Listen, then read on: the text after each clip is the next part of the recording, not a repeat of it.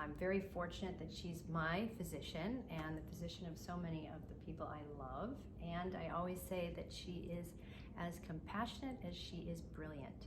This month is Heart Health Month, and she sent a fantastic newsletter to her patients.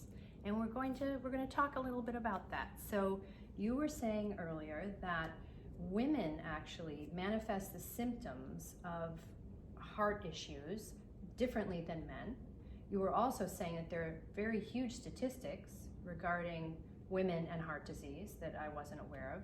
They're genetic factors. So can you talk a little bit more about all this? Absolutely, and you're not the only one, Julie. About 50% of women don't realize that heart disease is the #1 killer of women in this country. And the symptoms of heart disease are not necessarily the crushing chest pain that men experience when they're having an impending heart attack. Oftentimes, heart disease starts by manifesting itself as shortness of breath or profound extreme fatigue or sometimes indigestion. And all of those symptoms need to be brought to healthcare providers if they're occurring repeatedly in women. Yes, and advocate for yourself. That's my position as a patient. Make sure as a woman you not advocate to be dismissed. Not to be dismissed. Absolutely. That's very Absolutely. graciously said, Dr. Skul. Okay, and then so, but what about recognizing and diagnosing early heart disease? Who should we worry about? So women with family history of heart disease, women with risk factors, who are diabetic, who have high blood pressure, who are smokers still in today's day and age.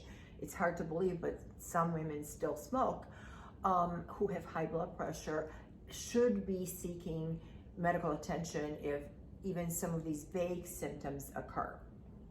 Fantastic. Anything else you'd like to share?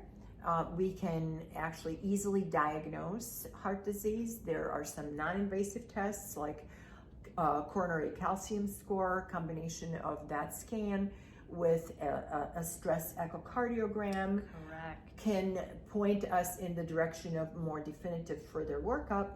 But keeping the blood pressure under control, exercising regularly, eating healthfully, and getting enough rest and sleep and managing stress are all things that will keep us heart healthy, not just in February, but for long life. Thank you always for your great wisdom. We're so fortunate to have you in Chicago, and for everybody else who isn't in Chicago, just keep listening to Dr. Vesna Skul, so there'll be more. Thank you so much, Julie Fideli. We'll see you again.